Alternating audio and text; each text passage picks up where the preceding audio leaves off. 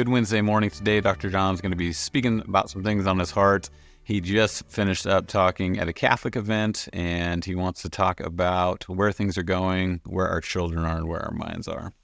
Good morning, everyone. It's good morning here anyway. I don't know what it's like with you. It's a beautiful day here. I was just listening to a bit of Jordan Peterson's weekly podcast with this week talking to Douglas Murray and talking about purpose, and I was interested in the way in which they went about it, which was not the way I think someone brought up within the Christian tradition would do. But you can go listen for yourself, and I'll talk about it in the way that I think about it, and it'll be interesting to see what conversation emerges, if any. Purpose is an interesting idea. I mean, it's always been around. It goes back. The Greeks thought about it. Everybody thinks about it every now and again. And one of the problems at the moment, particularly with the young, we give them no real purpose in their lives, so they're aimless and lost. And we don't do well under those circumstances. You see it very clearly. A working class guy who develops an illness which takes away his job.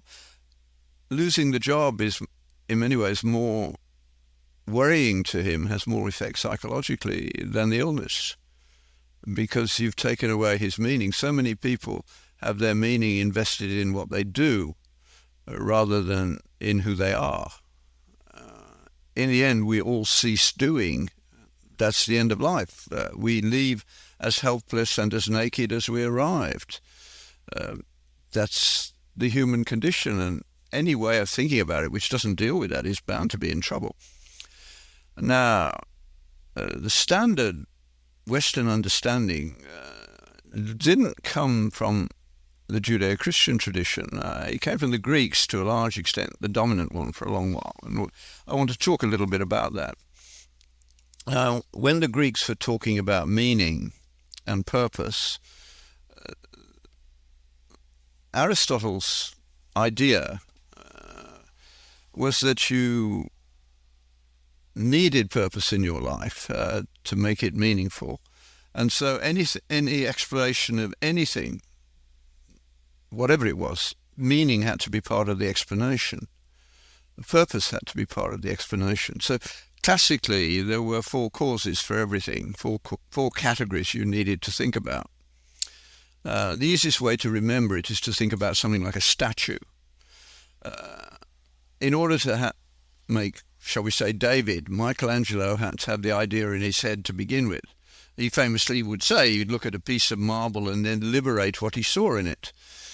So the things you needed were, first of all, the concept of what you were doing. Secondly, you had to have the material. Thirdly, you had to have the skill. And fourthly, you needed to know why you were doing it. What was the overall purpose? And you see, artists get things right even when they do bad things sometimes. Like modern art, much of it has no purpose in it other than to annoy everyone and basically rip off the taxpayer doing horrible things like, the piss Christ and that sort of thing. That what they're dealing with is their own emptiness within. Aristotle and the Greeks understood you really needed purpose. And so that was an essential category. And those four categories, they have names which you don't need to remember. Just think of the statue, but they're the formal, the material, the efficient, and the final causes, they were called. And they dominated everything for a long while. Now, the final cause of the statue, of course, was to beautify a situation or to bring something true to life. It had an abstract objective. Now, that had a problem attached to it that nobody really thought about for a long while. If you use the four causes, why do you do science? That wasn't thought out for a long while. The way it came about, I think, was very interesting. So Aristotle actually fossilized science for over 1,000 years, 1,500 years, because he was so smart, and he knew he was smart, and that led to two acts of pride. One was he didn't need to check his ideas. He didn't do experiments, which is a frightening situation to have people in when they're so sure they're right, they don't bother with the experiments. We had that in lockdown. They didn't have the data to know what this was like, and they were so sure they were okay and they were going to save the world from disaster that they went ahead without doing what would have been done in the past. And as people now acknowledge, if we had known what we know now, that vaccine wouldn't have been released for general use. And certainly young men in particular should not take it. They've had a significant death rate from the vaccine. I think that is now generally known, if not generally accepted. Look at the data. I think it's overwhelming. So do most people that appear to me to be doing due diligence. We used to say anything that had a death rate over 1 in 100,000 had to be a very good vaccine dealing with a very serious issue. Well, the death rate the unaccounted death rate in the COVID epidemic is way beyond that. So, Aristotle knew he was smart. When he had an idea, he assumed he was right. So no experiments. So he really did a lot of damage to the physical sciences. He, for instance, thought from his intellectual point of view that things would fall in relation to their weight. Obviously, he'd seen a feather floating through the air and he'd seen a stone fall. And so he drew a conclusion which was false. He only needed to go to the nearest cliff with two reasonably sized stones, but one much bigger than the other, and he would have found they hit the ground simultaneously. End of theory. That's the point of an experiment. When you get a negative answer, you ought to ditch the theory and start again. We often don't do that. We fiddle with it for years, particularly if we've got ourself invested in it. It's often jokingly said, some theories can't, even when they're wrong, can't be got rid of till their original creators have died. It's the hardest paper to publish. It took me several years to to publish one in this category. Is a paper purporting to, in fact, showing that the standard view that had great names in the area attached to it was wrong. And as I say, I had to argue with the editors for 4 years to publish it, but it got published in the end. I was lucky I did it before everybody died in that category. But that's a typical story where there's a lot of human attachment to the work of science as well. It's not this cold, distant, entirely objective thing. So what happened was that towards the end of the Middle Ages, when Greek learning had come back from its time of care under the Muslims, and around the 10th century started coming from Spain into Europe and ignited some great intellects, perhaps most importantly Thomas Aquinas.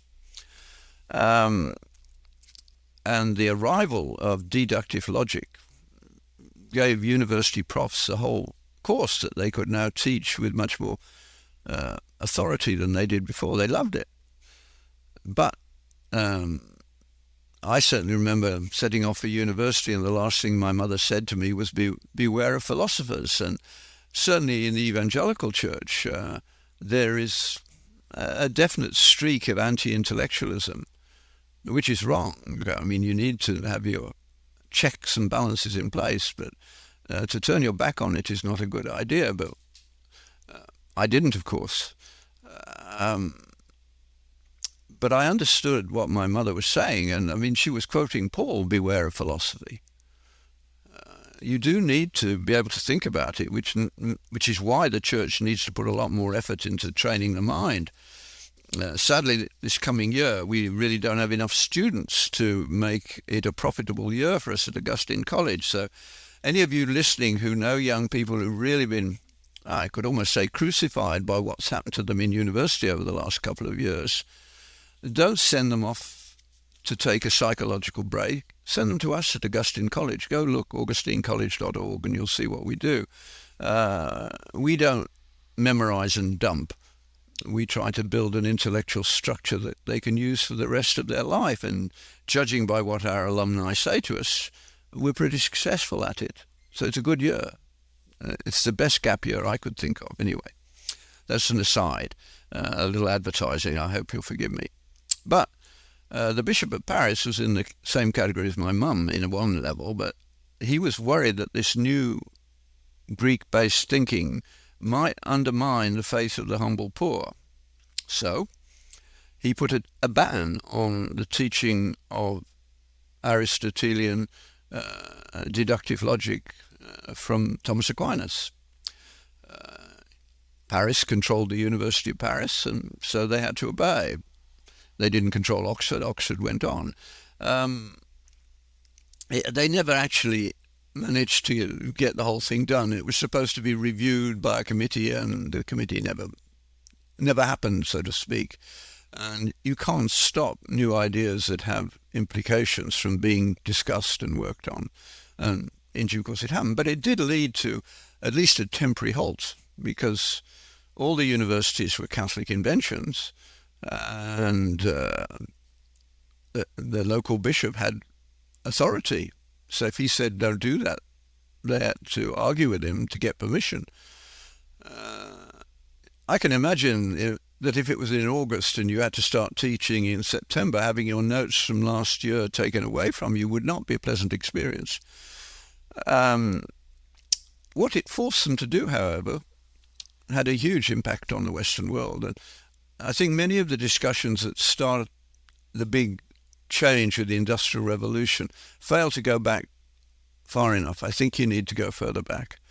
And I think you can take 1277 as a sort of useful date. I first came across this idea from David Lindbergh, and you can chase him up if you want to read more, big, thick book, The Beginnings of Western Science. But what wasn't banned was inductive reasoning. Now, high school teachers don't like to talk about induction. They're not quite sure why they don't. Science, as we know it, began with inductive reasoning. They want to call it the hypothetical deductive system, because they know that if they accept that it's inductive, they're in trouble. I think it's more intuitive than deeply worked out, but inductive reasoning was not done by Aristotle and his colleagues. They didn't start with little observations and then work piece by piece up to the biggest level. They thought of some big concept and worked the other way around, deductively. As Christians would like to start with God and end up with everyday life, but we don't have minds big enough to do that, so we have to start with everyday life. Now, all cultures have to have means of dealing with everyday life, but only one culture developed science, and that was the Judeo-Christian Western culture, and it began, in my view, in the 13th century. The first experiments were done in the next century in Merton College, Oxford, and then it moved on. But what did they do? They said, well, we're not allowed to do deductive reasoning, but maybe we could do inductive. I think a conversation went something like this. They would say, we're told in the Bible that we should be stewards of nature, that we should understand it, care for it, but it's under our authority. But there's not much evidence of that. Maybe it's simply because we can't do the deductive approach. But if God is who we think he is, then one of his characteristics which shows up in nature must be order and rationality. Rationality was not something God discovered. He is rationality. It's who he is. It's the way he functions. He is rational, and he passed it on to us in the image of God. Not only is the knowledge of good and evil, but the whole idea that the world is rational comes out of that story. And the more you think about it, the more you see it must be true. So maybe we could do little things that we can understand and work the other way around. Now, the people in Merton College started looking at how the temperature changes along an iron bar when one end is in a flame and the other end is in the open. And they ended up thinking about velocity, which was something that Aristotle never got to, because they drew the first graph. They didn't know what they'd done. But now we teach graphing to children in elementary school, but that's only a game. We don't teach them to think about the wonder of it all and how it works. And I get to medical students, I draw a graph, and then they don't even have any discipline of how to think about it. They can't.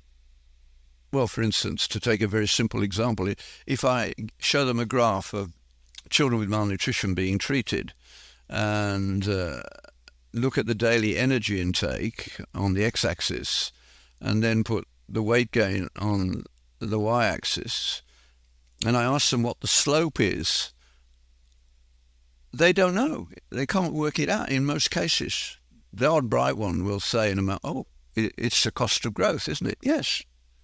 The slope of that line tells you how many calories you need for every gram of weight gain. It happens to be a straight line if the diet is constant. You're just increasing the amount. Very useful number. But I mustn't digress into that at the moment. But that all goes back to that graph in Merton College, Oxford. So it reached its jumping off point really big time, of course, with Galileo. It went via Paris through the Resma in Buridan, and then Descartes put his foot in it, and so did Bacon, who were not so good. But Galileo was the one who really went to work on it.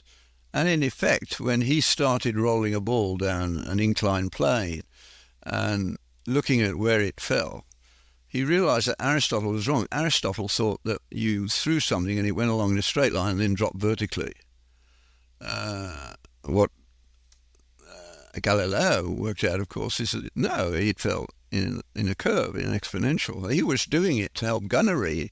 He wanted to know when a cannonball left the cannon, what was its trajectory to the point where it hit the ground. And he got all this from rolling a ball down a polished plank so that he could neglect friction. And the important part of modern science is to neglect things that are of small consequence in order to get to the big one. And ultimately, I mean, he put a man on the moon. That was all the result of starting to measure. Now, there was no measurement in those four causes that I started with. They were all qualitative. Ideas, material, skills, purpose.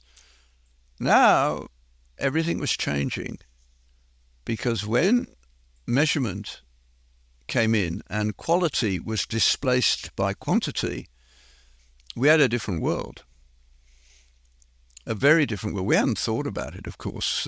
Nobody was going to think about it for a long while. They just started using it. You don't need to understand things to use them. And once it was shown that experiments worked, and we call it the experimental method, without thinking about, did it have any prerequisites that we might need to take care of, any foundational statements? And of course it does.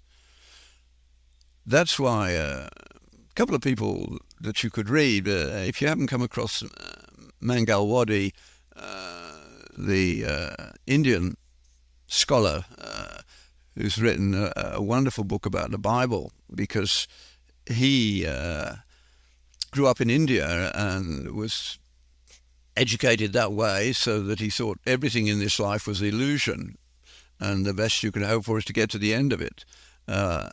But as he points out, there's absolutely no basis for science in that idea. And then when he understood that science came from the West because they didn't think that way, a pagan can't do an experiment because they've got no reason to do it. If everything is not predictable, which is not in Islam, because Allah is not bound by any rules that we know, he can do whatever he likes, so that undermines science. But God is not confined by his character establishes reality, and that character we know to be reliable.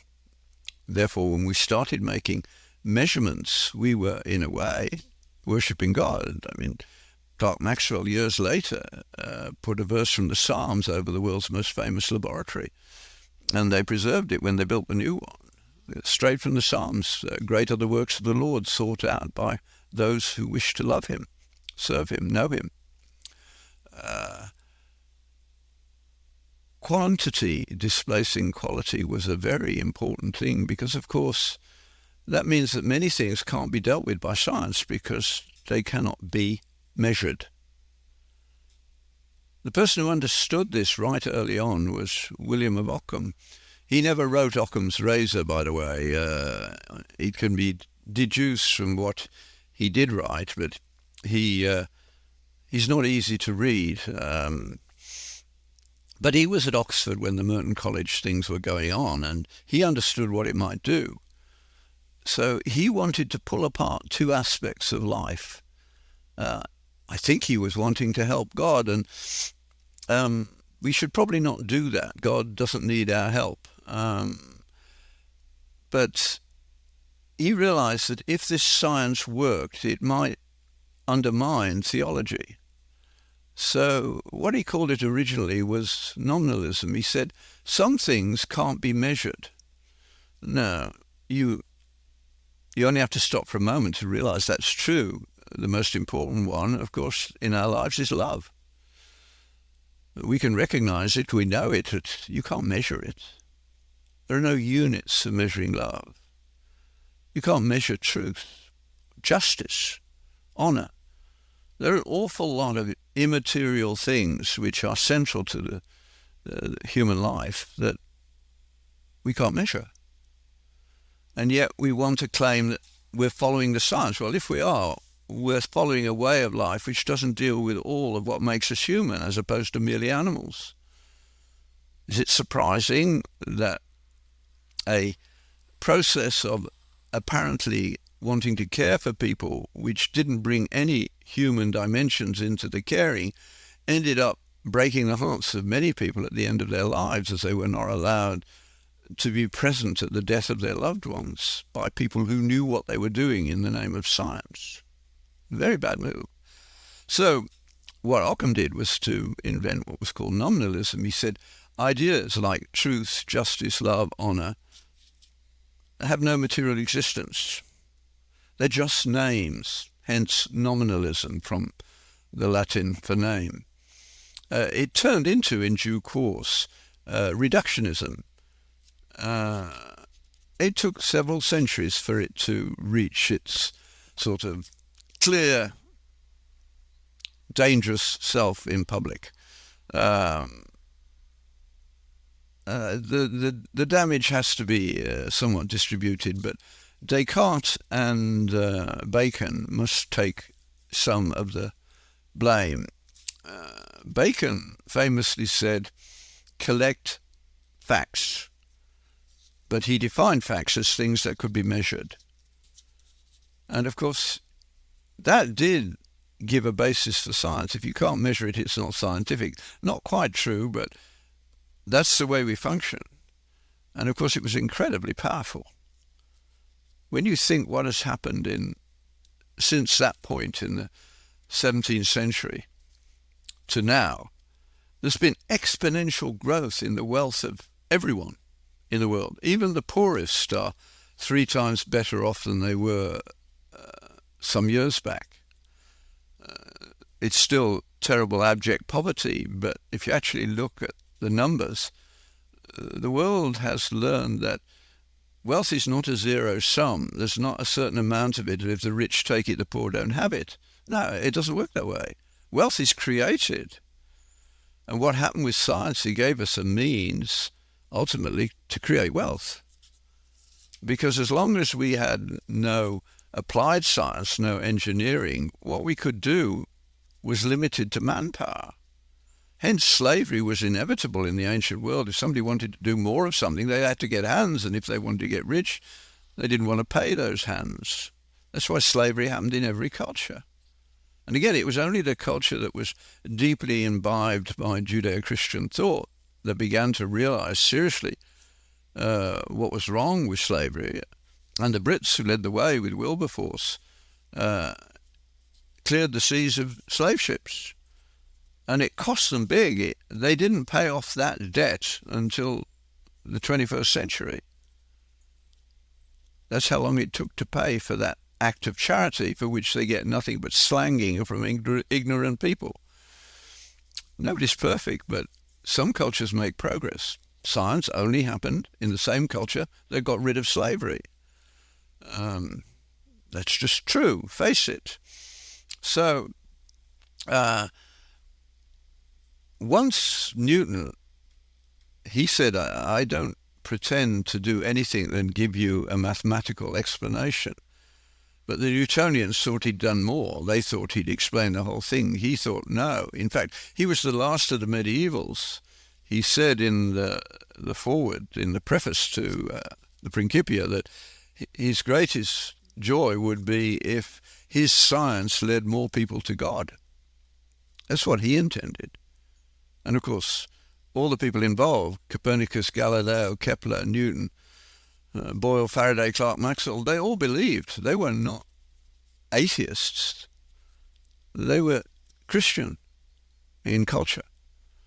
And one thing led to another, and in a century or so, all sorts of useful things started to appear. But the decay had also set in. Famously, when Laplace, asked by Napoleon where God fitted in his science, said, "Sire, I have no need of the concept of God to do science." Because once the method was established and it had been shown to work, you didn't need to bother about how it came to be in the first place, or at least you thought you didn't. But of course that's not true either. So science got a huge push up, and the Galileo affair in particular got a huge push down. So theology went from being the queen of sciences to also ran being dropped by many universities. And the hard sciences dominated everything. And the effects were huge. But they weren't the same everywhere. You need a different understanding of purpose if you are to do science and then move on from that in the way that the Western world did. Perhaps best summarized in one verse from St. Paul. Whatever you do, do all as to the glory of God. That's a very Christian idea, and it didn't matter what you were making. The best example, of course, would be Johann Sebastian Bach, who wrote at the bottom of every manuscript, SDG, Sola Deo Gloria, only for the glory of God. And certainly many of the great scientists would wish for nothing better than being able to think that the glory of God had been advanced by their scientific work. But that wasn't what happened. Engineering took off, and the practicalities were all that mattered. And the drive that did it is fascinating, particularly when you compare it with teenagers today who at the moment are aimless, wasting their time on trivial games and screens. And you compare that, say, to one of my favorites, George Stephenson, who built the first functional train, steam engine, that could transport things and start production and therefore create wealth. He was both illiterate and innumerate when he built his first steam engine. He'd worked in the mills where they had steam engines pumping water out of the pits, the mine. I should have said the mines, also in the mills, but in the mines they pumped the water out to allow the coal to be got at. And he'd been involved as a young teenager working there, helping in the maintenance of those things. And he had a good mind. He understood how it worked. Then he realized he could make a smaller one and he could put it on rails. He was illiterate when he did that. He sent his son to school so that he could learn to read and write, because his son had to go to school, and in the evening his dad made him go through everything he'd learned that day. Of course, well, long before he was reading and writing perfectly well, because he's highly intelligent, clever. And the Industrial Revolution took off like mad. And if you're just an economist, you look at the graphs and you start looking at when wealth increased, you forget that there's a background to all of this, a history. And when we don't know that history, we are in deep, deep trouble. It's interesting, Mangalwari points out that India didn't go anywhere. Needham, who was a Marxist scientist, also interested in history. He lived most of his life in China. But he was too honest to do what many other people like Bertrand Russell said, oh, China is going to overwhelm the rest of the world with its science because they're going about it the right way with Marxism. Needham was more careful, and he looked and he said, there's no evidence that that's happening. And the Chinese themselves have studied why the West succeeded where China didn't, although in the 1500s, China was way ahead of the rest of the world until the Ming dynasty collapsed. But they didn't get to science because, as Needham understood and as other people have said, they didn't even think about it. Because if you're not worshipping God, you don't look around you and think of him as someone to be worshipped. Everything's very practical for the Chinese. And it hasn't produced science. And they've actually paid their own social researchers to go into this. And as Neil Ferguson points out in Civilization, about 2/3 of the way through the book, he goes to China, and it's social scientists there who say, no, we've been told to find out why Christianity, why the West succeeded in its economy, etc. And we thought it was first because you had bigger guns, but it wasn't. We thought it was a bigger economy. It wasn't. In the end, they came to the conclusion, it's your religion. It's Christianity that made it happen. Because one of the things that come out of it that we don't think about, need thinking about a lot. Whenever you say, oh, I shouldn't have done that, and we've all said that, haven't we? Not just for practical reasons. We say, I shouldn't have done that when you're ashamed of what you did because you weren't thinking of anybody except yourself at the time. Where did that come from? It comes from our culture. It's not present everywhere. I mean, the Quran teaches Muslims that they can't kill people of the book. They must make them bend the knee to Islam and pay horrendous taxes. For all the rest, if they don't convert, you could kill them. That's what they were taught, and that's what the fundamentalists believe because they believe their book.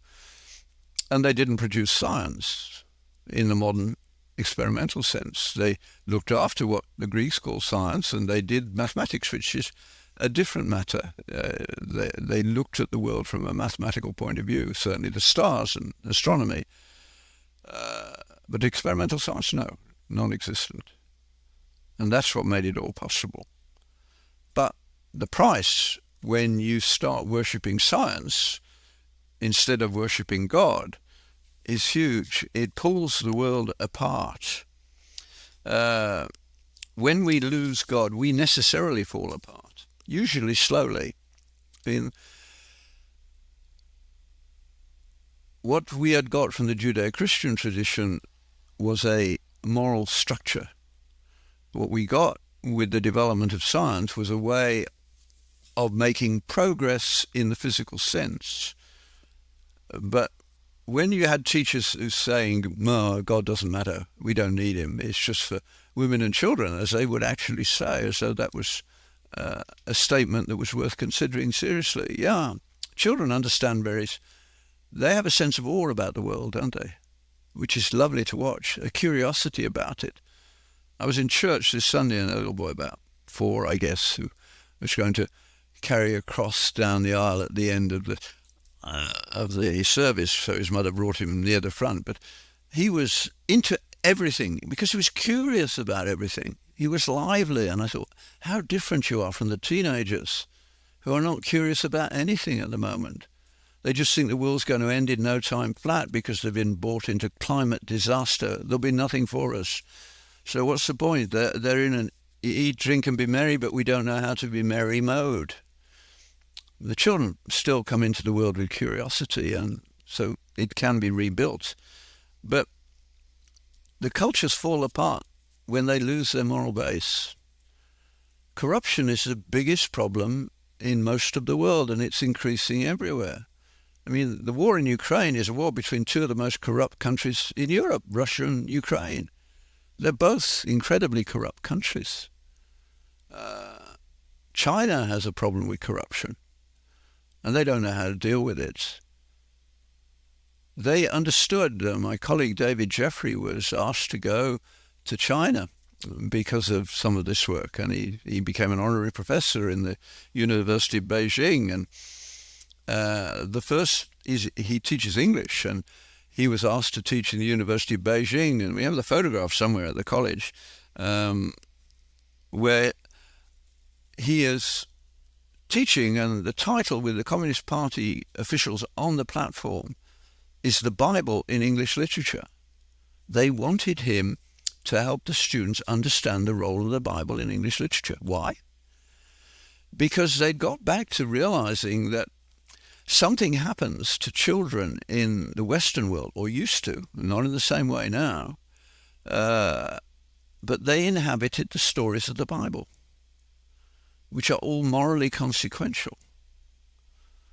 And so they imbibe in narrative form, without any thinking about it, the way you ought to live and the way you ought not to live. They have models. And these get into children's stories. But the Chinese realize that in early childhood education, and these are the people they brought for these lectures, they can't understand what English stories for children did. Less so now, because we've got people who are playing with the moral structure of that world and teaching lies to the children. But when they were brought up in the Sunday school era, for instance, and where school had the Bible read every day and was honoured as a book, all the metaphors that transferred into the stories of children, they would make the connections intuitively without thinking about it. But even the people training to teach children in China couldn't read those books with understanding, and they understood they were lacking something, and that's what David was asked to teach. And he went back year after year and has lovely stories to tell of how that crept around China. Because without the fear of God in your life, it is the beginning of wisdom. It could stop you doing wrong things, and that makes the society a better one. Something like the Ten Commandments are actually written on our hearts in some way. Budziszewski believes, I think he's right, but they have to be put in place by narrative in early childhood.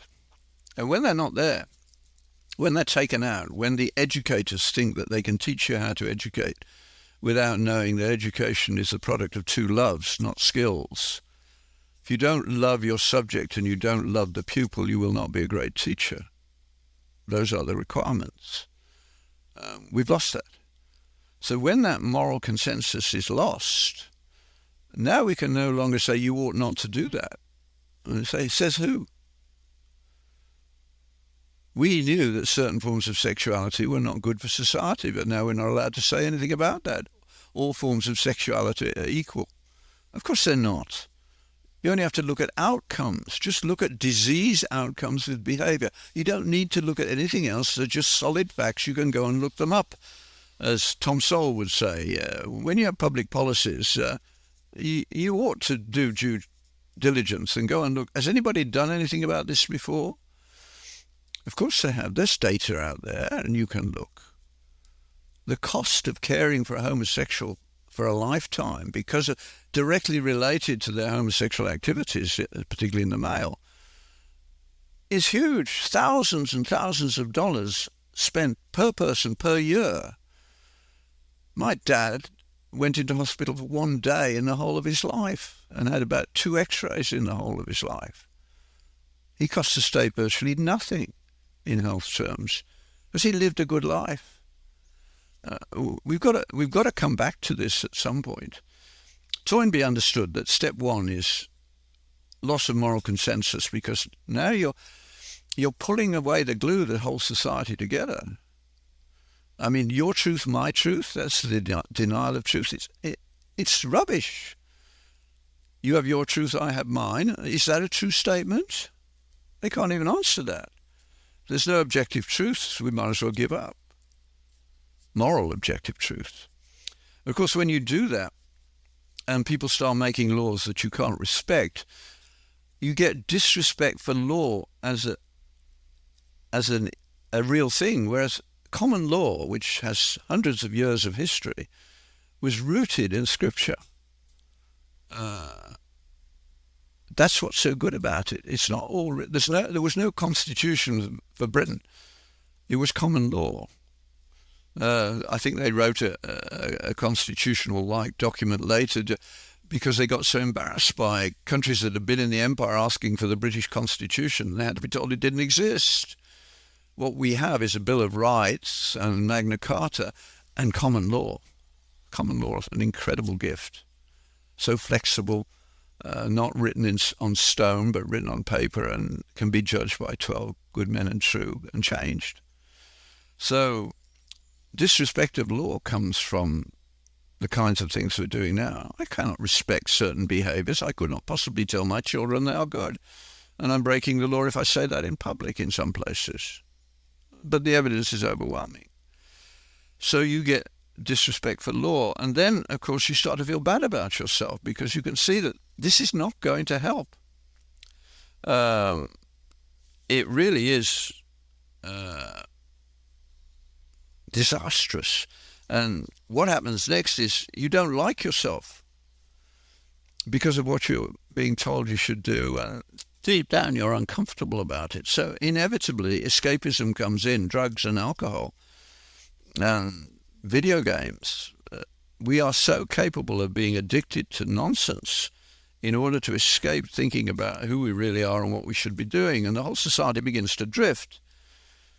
We get to self-loathing then, and you see the self-loathing of people, anorexia in particular, is when people hate their bodies instead of learning the wonders of them and their function and their beauty. Then you get general promiscuity. This is Toynbee's sequence of disaster, how cultures die. And you can see cultures dying all around you at the moment. He's studied over 20 cultures that have died. He's not popular now for some of his other views, but this sequence of ideas, I think, is worth thinking about a lot. Now we have no rules about sex. We have no rules about truth. Is that going to be good news? We can do whatever we like, as though there's no consequence. Sexually transmitted disease is disastrous. It's disastrous for marriages. It's disastrous for children. Syphilis is on the rise. That can ruin your baby's life if it's not picked up early enough. It's treatable, some of them. Not treatable effectively if you miss if you get the timing wrong. That's the world we live in. Not surprisingly, we're full of anxiety. Sorry, I'm going to have to stop to get the telephone to stop.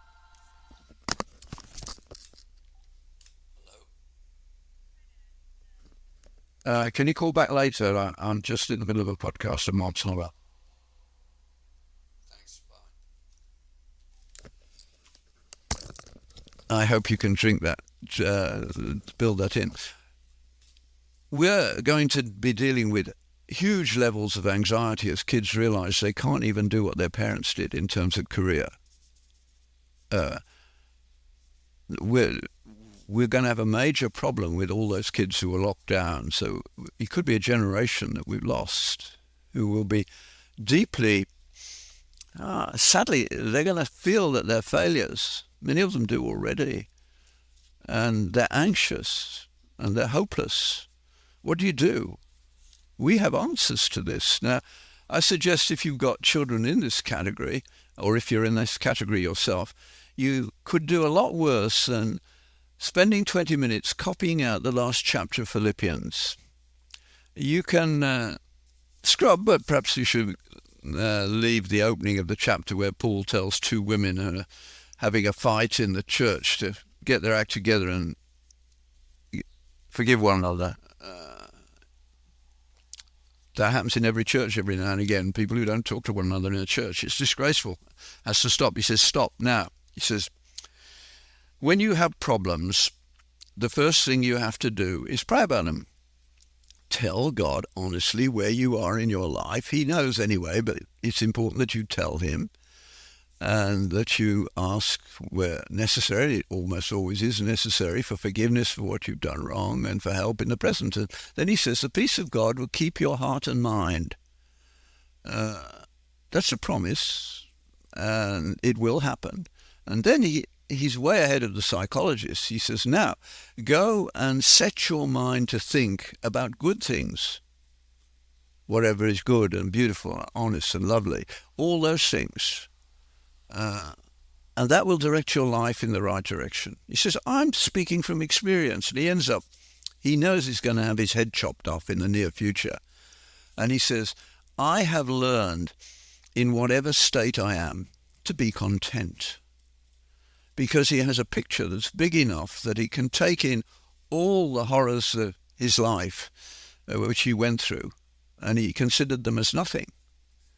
He says, I was often knocked down but never knocked out, in J.B. Phillips's lovely paraphrase of the passage from Corinthians. Put it on your fridge. Write it out so that you can talk your way through it. Make it a way of life. And anxiety is not something you have to put up with. You have a mechanism for dealing with it. Now, I get a flood of, it would be nice if I did get a flood, but I doubt I get a flood. But I hope it will help some people. I know it has helped some people over the years, particularly mothers of children with horrendous neurological and behavioral problems to deal with, who have said, that was so helpful to me. When you told me, honestly, this is not going to be easy, but here's something that might help. You could only say that to Christians. And now you have to be extremely careful as a physician.